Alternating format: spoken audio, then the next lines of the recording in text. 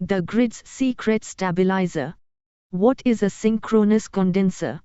The Jittery Grid. Hey, tech flirts. When you plug in your phone, you expect the power to be perfect, right? But the massive electrical grid that serves us is constantly under stress. It's a high-stakes balancing act between supply and demand. What happens when that balance gets wobbly? Today, we're diving into a piece of rotating machinery that's crucial for grid stability: the synchronous condenser. Reactive power and voltage collapse. The core issue is reactive power, VARs. Think of reactive power as the pressure in the water pipes. Too little, and the voltage drops, like low water pressure. Too much, and the voltage spikes. Modern power plants, especially intermittent ones like solar and wind, are terrible at providing or absorbing the reactive power the grid needs to keep the voltage steady. If the voltage drops too low, the entire system can collapse. We need a flexible solution. What it is? A motor running free. So, what exactly is a synchronous condenser? It is essentially a synchronous motor, but it's running without a mechanical load.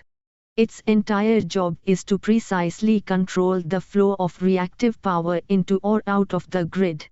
It doesn't generate real power, watts, for your devices. It generates reactive power, VARs, for the grid's health. How it works: flirting with excitation. The magic lies in controlling the magnetic field within the machine, a process called excitation. Absorbing reactive power, voltage is too high. If we underexcite the condenser, it acts like a giant inductor, pulling VARs out of the grid.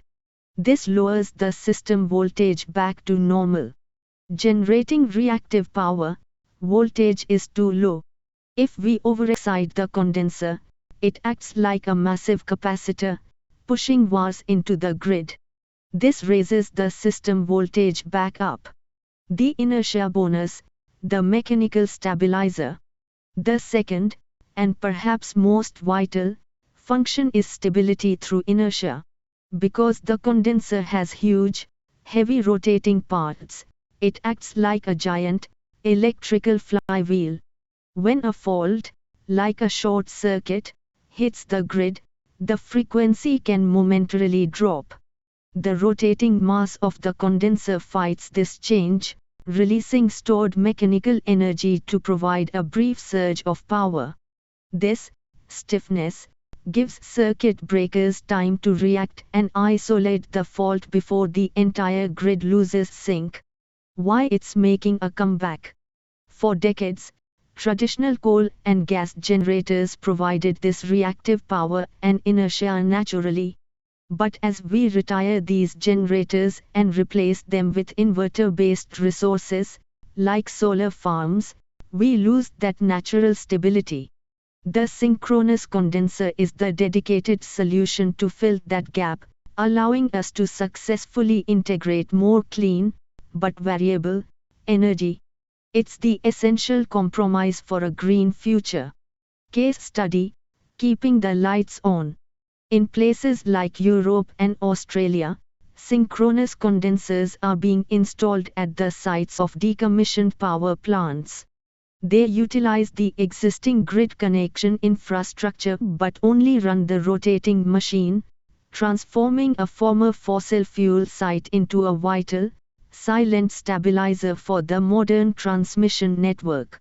It's a classic example of using established technology to solve futuristic problems. Conclusion and tease. So, the next time you hear a technician talking about grid stability, remember the synchronous condenser. It's the hardworking, non-stop flirt ensuring that the voltage stays perfect, the frequency stays steady, and your smart tech never misses a beat. Did you realize a motor could have such a passive but vital role? Let me know in the comments. Next time, we're uncovering the shocking truth about grounding electrodes and soil resistivity.